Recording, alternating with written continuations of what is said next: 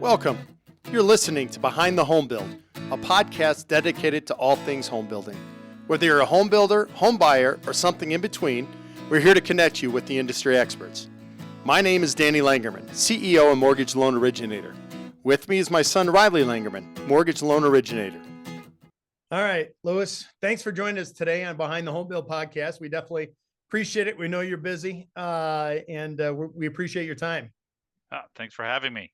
Yeah, always a good subject when we're talking about our veterans. Yes, no, that's it's one of our most important topics that we deal with here within our company, both on the podcast and the mortgage company that we have as well. First and foremost, want to introduce you. So Luis Menendez, we've got the Director of Construction Homeless Veterans Program here for the Tunnels to Towers. And I guess, to start off with, Luis, why don't you give us a little background of kind of what exactly the Tunnels to Towers is, and then how you got involved and the role that you're playing right now. Sure. So the Tunnel to Towers Foundation was created back in 2001 after the tragic event on 9/11 by the family of Stephen Siller, who was a fireman in New York City, who on his day off was going to play golf with his buddies or his family, I should say. I should say, with his brothers after a shift. And when a plane hit the South Tower, he heard over his radio that something had happened downtown, and he decided to head back to his firehouse, pick up his gear, and drive over to the Battery Tunnel at the time to get across down into downtown Manhattan. I don't know if you are familiar with New York City, but from Brooklyn, you need to cross a tunnel to get down to the World Trade Center. So what he found out was that the tunnel had been shut down as a result of the events, and so he decided at that moment in time that he was going to put his gear on his back and he was going to run across the tunnel, head down into Lower Manhattan with his brothers in service there, other firemen, as you can well imagine. Everybody was all hands on deck, heading downtown to see what had happened. First responders, obviously. Their first action is to go to where the emergency is, and that's what he did. Where that day he lost his life trying to save others in the collapse of the towers, and his body has never been found. His family at that moment decided around a kitchen table at home that they were going to honor his legacy. He had left behind a wife and 5 children, and it wasn't going to be left. His selflessness was not going to be left unnoticed, and so they started the Tunnel to Towers Foundation right then and there. And over 20 years that it's been in existence, it has helped a number of first responders in the area, as well as has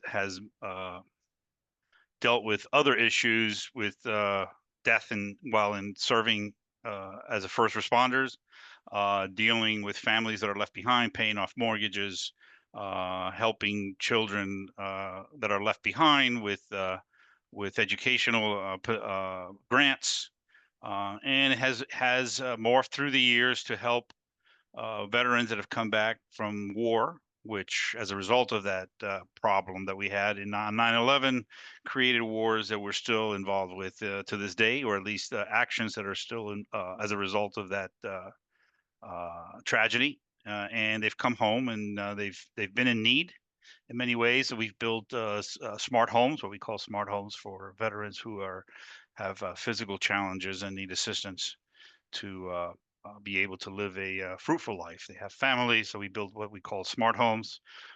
We also help Gold Star families and different folks that have been affected by their loved ones being involved in war. From our perspective, the Homeless Veterans Program was created in 2022. Our board decided that we needed to do more for our veterans community, especially homeless veterans. Many of those veterans that have come back from war have found themselves either shunned from society or left behind, or not being able to deal with societal issues. So we were charged by our board, Frank Siller, the brother of Stephen Siller, who heads our foundation, to do more for our veterans. The government acknowledges about 30,000. We believe there are more. And so we were charged, our homeless veterans program, headed by our Vice President Gavin Naples, to eradicate homelessness. What that means is that we've been told that we need to figure out a way to limit those numbers or eradicate those numbers. And we've got a development program that we've put together to either purchase underutilized or non-functioning properties, hotel properties, or build organically from the ground, build villages, which we have several of them under development right now. That creates a village environment with comfort homes, not only a multi-story building. I understand you were at our Denver project, so that Yes. is Yeah. one of our acquisitions. The villages will include a multi-purpose or multi-unit building with a village that is created around it of comfort homes or micro homes, as we know them to be. But ours are a little bit bigger, so we call them comfort home. So to that end, I mean, we've been told if we can't live in it, the veterans shouldn't live in them either. So we designed them so that we're able to and proud of to live in one of these facilities. And so that's what we're bringing for our veterans to get themselves in a right position where they can reintegrate into society. Yeah, that's pretty cool. I think something that stood out to me when we went right to the little announcement of the groundbreaking for the hotel was when we went in there, they had us throw on the 3D, the virtual reality, kind of spin around. You can go into different rooms, check out the common areas, study areas, and then the showed their kind of living quarters. They each had a kitchenette. It was pretty cool. So I just kind of wanted to touch on that. Yeah. So uh, the multi-unit facility will have what we call they're permanent units, right? So they are built with the elements that you just described. So a hotel, typically we're looking for a center corridor, double loaded type hotel with an interior control, right? Vertical control and access from a one single point or a front door. Uh, so the units will have that kitchenette that you mentioned that gives the veteran or the tenant in that case the ability to uh, prepare their own meals. You're able to. That's part of your reintegration into what it means to be like you and I take for granted, right? We get up in the morning, we make our breakfast, we make our lunch, we make our dinner, we survive. As you can imagine, a veteran coming out of the military who spent his life there or a number of years, he never had to worry about those things. So it's a foreign thing to figure out where am I going to get my meal from. So, I mean, many of them today end up going to food places or shelters to get their needs. We believe that having that foundational home gives you the ability to better yourself. You have a responsibility for an apartment. They're not given away; they're offered to you. You still pay rent, limited rent, obviously. No veteran pays more than 30% of their income, whatever that may be, on their place of living. So we afford the ability to call that your home, and that's the foundation for rehabilitation.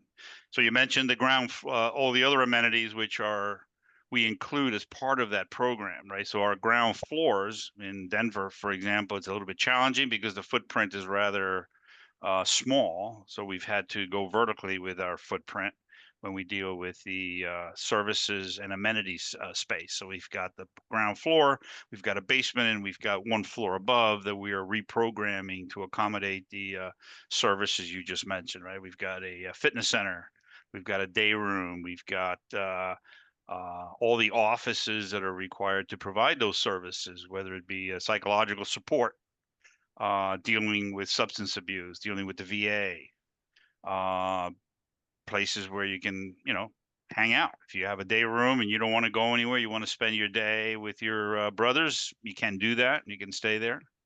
There is a certain brotherhood that's established in the military that veterans respond to very well, very trusting environment. So we try to recreate that in that ground floor, and that's typical to all our multi-story buildings, including the ones we insert into our villages. That ground floor provides that wraparound service suite that they all participate, right? obviously like the physical amenities are pretty nice, and you touched a little bit on the mental health counseling or maybe the VA help. Is there, I know they talked about other integration kind of services as far as like, job interview training and, things like that that seem pretty cool to be a part of this service in the community, right? Because it's basically just a village, veterans village, right? Hmm. Yeah, it's a residence building, right? Just like we would live into if we were in Denver, right? I mean, it'd be down the street, it'd be a residential building. We just happen to provide the pieces that we believe provide that support that they need to get themselves right, figure out where they're at.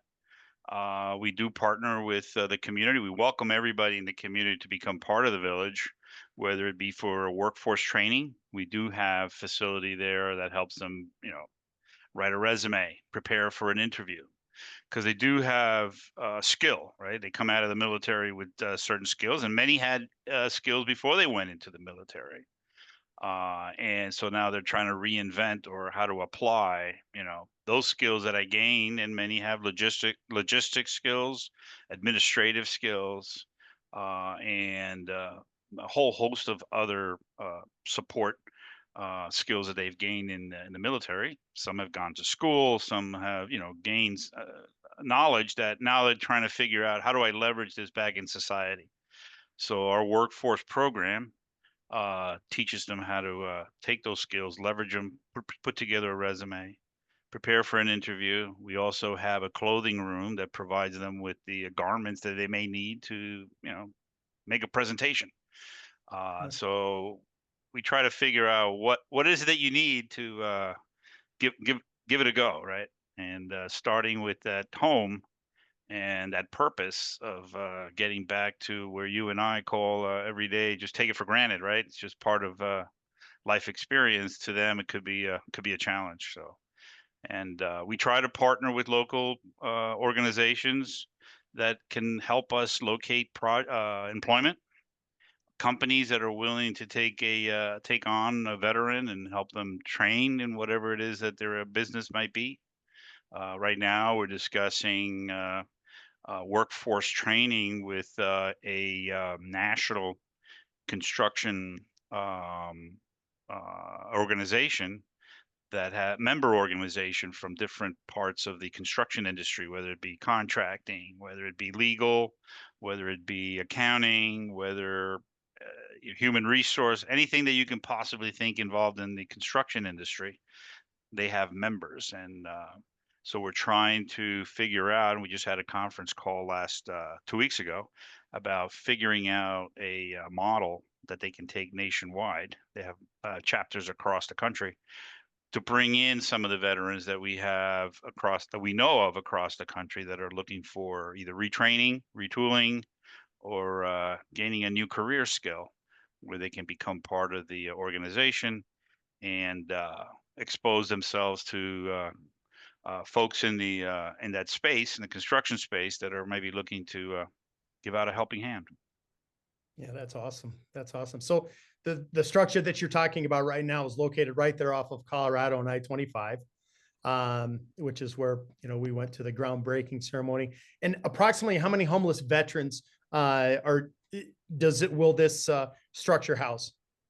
I mean, right now we're working through our program. It's going to be less than what's currently there, but at least we should be somewhere in the 100 to 120 unit range, depending on how the final space shakes out. Again, we're repurposing quite a bit of the lower level to accommodate those services, and yeah, so it'll have all the amenities that we have in all our other villages. It's just a matter of figuring out, and unfortunately, at the expense of some of the existing space, we may lose a few units, but we figure we'd be somewhere around that 120 unit range.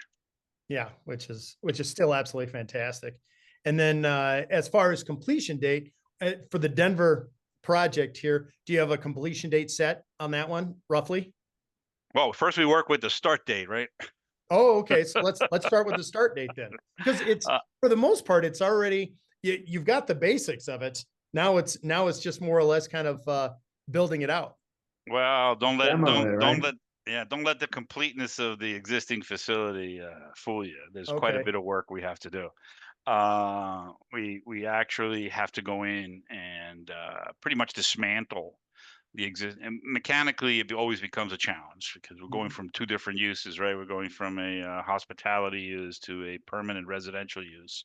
So the code does impose certain restrictions or requirements on that particular type building that it wouldn't hospitality doesn't have to comply with because it's a permanent unit. We have to put in a kitchen.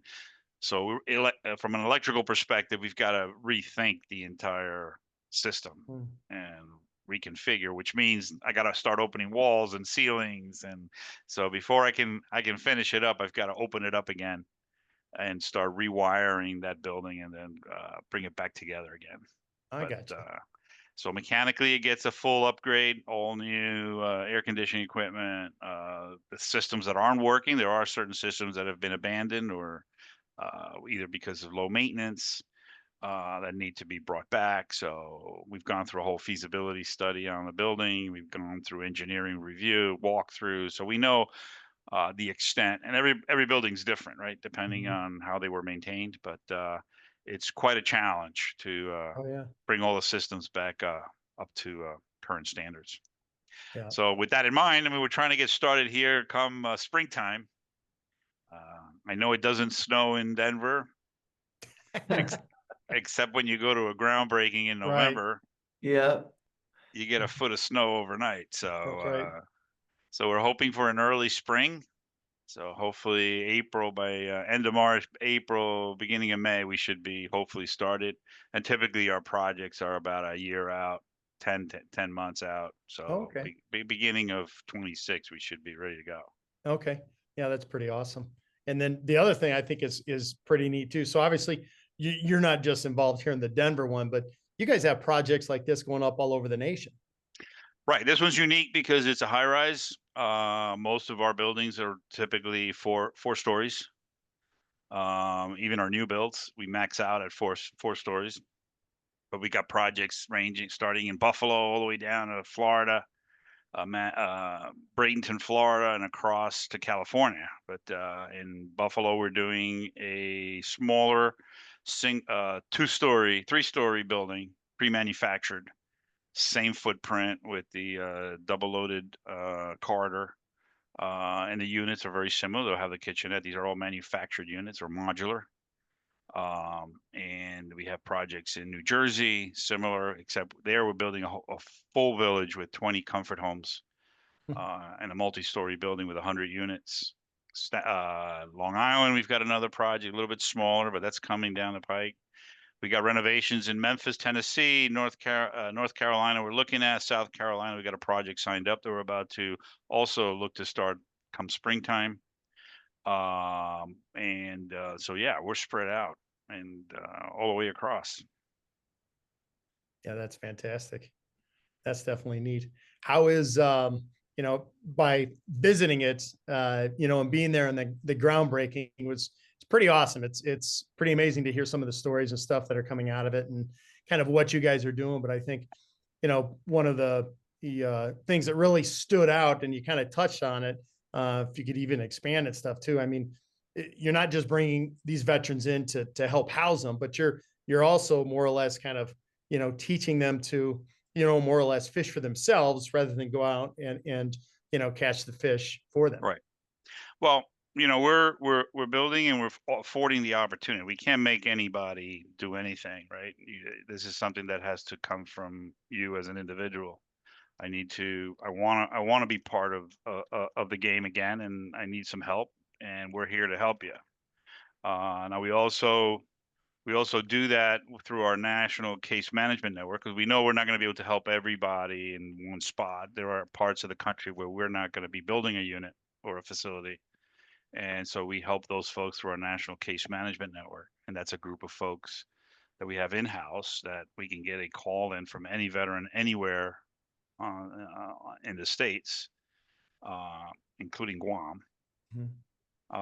And we will help them either they need financial help to keep themselves housed, for a certain period of time until they get themselves back on their feet. They need legal assistance. They need financial support or knowledge. We've established a network of providers across the country that we can bring all those services that we have within our ground floor wraparound services at our facility and offer it to them remotely through our resource network. And that again includes assistance with the VA, dealing with substance abuse and different programs, which extends to families as well. So you have quite a number of veterans that are home. Some are not dealing very well being home with a family. Some are. They may just need a little bit of assistance to get themselves on their feet. So we'll step in and help the families with children to bridge that gap. So, And I know you guys also, right? I know maybe this isn't in the homeless veteran program specifically, but Tunnel to Towers, you guys, one of the big things you do is you pay off the mortgages to fallen first responders' families, right? So mhm. you seem very, very family oriented, and I just thought that was worth noting. I guess it's not just about the people who are sacrificing, but about their families as well. Well, I mean, it extends. I mean, that's something that is forgotten, right? That it's not just an individual that's affected. That individual affects everybody involved with that individual. Sometimes it's a wife, sometimes it's children, sometimes it's just an extended family, whether it's mother, parents, siblings. So it kind of a war veteran affects more than just themselves, right? It affects society as a whole, whether you're connected with them by being part of the family or even just friends. There are friendships that have gone away or have never matured as a result of one party to that friendship having experienced war and coming back a different person. So it affects everyone. Um, so yeah, so we're there to figure out who's in need, and we're willing to step in and try to find a way to help. And then Yeah. do you guys get most of your donations from like the monthly kind of sign up? Is that what that looks like? That is, I mean, you'd be surprised how philanthropic the American people are, right? Wow. Contrary to popular belief, we are a kind society.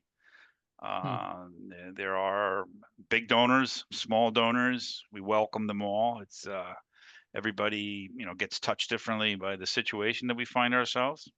These are folks that stood up and did what we didn't do. They did it in our name. It's I believe that it is our duty or our obligation to try to help them where we can.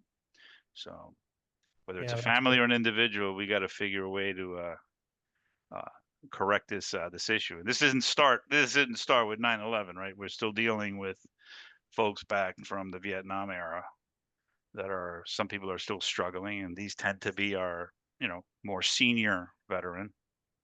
And that's where our comfort homes come in, right? We some of these villages with these homes, these are afforded to the 60, 65 and up veteran that's not going to be reintegrating back into society anytime soon.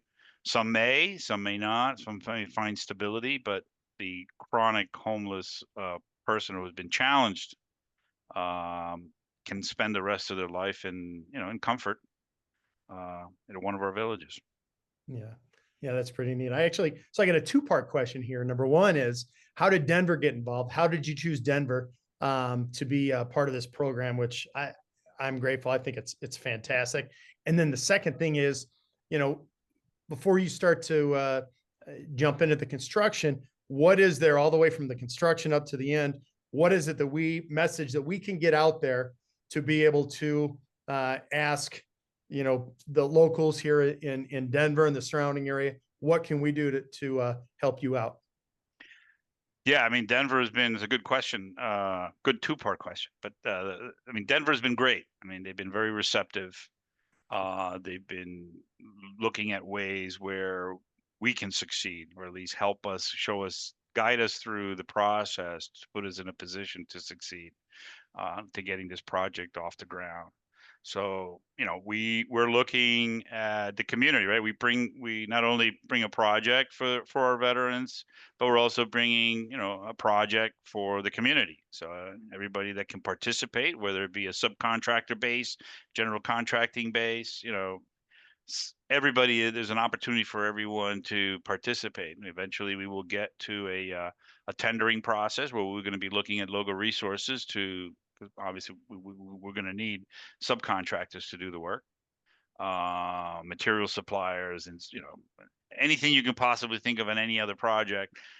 We will require, and this will be part of the mission. So if somebody wants to participate in the mission, we welcome everyone.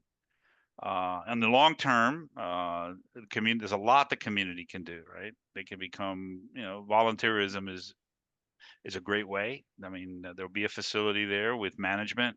There will be a property manager. There'll be a program manager, and there are events that are planned. If you want to come in and participate, that's something I can guarantee you, based from our experience in some of our other in Houston facility in Houston, the veteran greatly appreciates acceptance from the community, whether it be a faith-based or any other organization that wants to say, hey, we want to come in, spend a day, uh, go on a field trip, help them with whatever. Maybe the local colleges might want to come in and make a presentation, or even local businesses. Anybody and anything that can help their well-being, we welcome. It's all about getting the word out, like you said. People understand what it is the program stands for and what we're trying to do, and get buy-in from the community. Once that happens, then our ability to succeed grows. Yeah.